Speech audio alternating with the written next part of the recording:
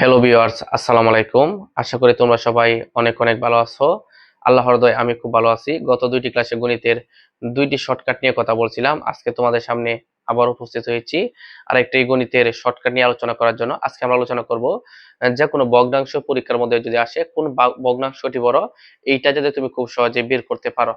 Viewers, বিভিন্ন job পরীক্ষায় বিভিন্ন ভগ্নাংশ থেকে প্রশ্ন আসে। এখন বিভিন্ন জব পরীক্ষায় কিন্তু ভগ্নাংশ থেকে তুমি যে উত্তরটা বের করবা যে কোন ভগ্নাংশ বড় এবং কোন ভগ্নাংশ ছোট, তুমি কিন্তু আসলে এত বেশি সময় পাবা না। আমি যে টেকনিকটা তোমাকে শেখাবো, তুমি যদি এই টেকনিকটা একটু শিখতে পারো, একটু সময় দিয়ে শিখতে পারো, তাহলে তুমি খুব সহজেই একদম 1 সেকেন্ড বা 2 সেকেন্ডের ভিতরে কোন ভগ্নাংশ বড় এবং কোন ভগ্নাংশটি ছোট তুমি খুব সহজে বের করতে পারবা। এই জায়গায় আমরা লিখলাম, আমরা সরাসরি প্র্যাকটিসে যাই।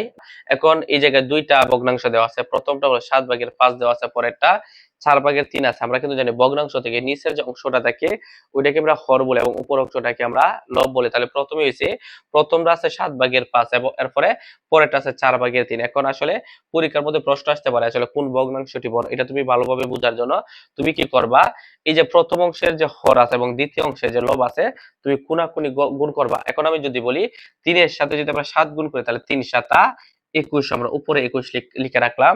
এরপরে দেখো তাহলে মোটামুটি কিন্তু এটার মানটা বের হয়ে গেছে। আমি বলি দ্বিতীয় যে অংশটা আছে এটার মান বের হয়ে গেছে। এখন তুমি আবার এদিকের কোনাকুনি গুণ করবা, মানে 4 যেটা আছে হর এবং 5 যেটা আছে লব, এটা তুমি গুণ করবা। তাহলে 4×5 = 20 হয়। তাহলে আমরা যদি বলি 20 কিন্তু ছোট এবং 21 কিন্তু বড়। যেহেতু 21 বড়, 21 কিন্তু এটার মধ্যে আছে, তার মানে 4/3 এই ভগ্নাংশটি কি এই ভগ্নাংশ কিন্তু বড় এবং 7/5 এই ভগ্নাংশটি কিন্তু ছোট।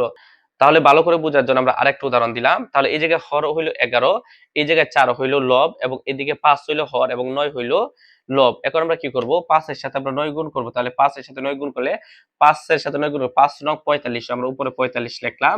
এরপরে আমরা এদিকে 11 এর সাথে আমরা 4 গুণ করব। তাহলে 4 এর সাথে 11 যদি গুণ করি 4×11 = 44 হয়। এখন যদি আমরা বলি 45 কিন্তু বড় এবং 44 কিন্তু ছোট, যেহেতু 45 বড় তার মানে 11/9 এই ভগ্নাংশটি কিন্তু বড় এবং 5/4 এই ভগ্নাংশ কিন্তু ছোট। এটার মাধ্যমে হচ্ছে 20, এটার মধ্যে হচ্ছে 21। এখন যেহেতু এটা ছোট সংখ্যা এবং এটা বড় সংখ্যা, তার মানে 4/3 একটা বড় ভগ্নাংশ এবং 5/7 একটা ছোট ভগ্নাংশ।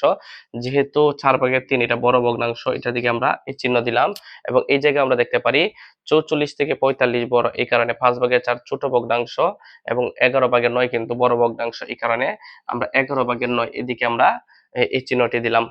পরবর্তী ক্লাসে হয়তো আরো কোনো টেকনিক নিয়ে তোমাদের সামনে উপস্থিত হব। সবাই সুস্থ থাকবে, ভালো থাকবে। আসসালামু আলাইকুম।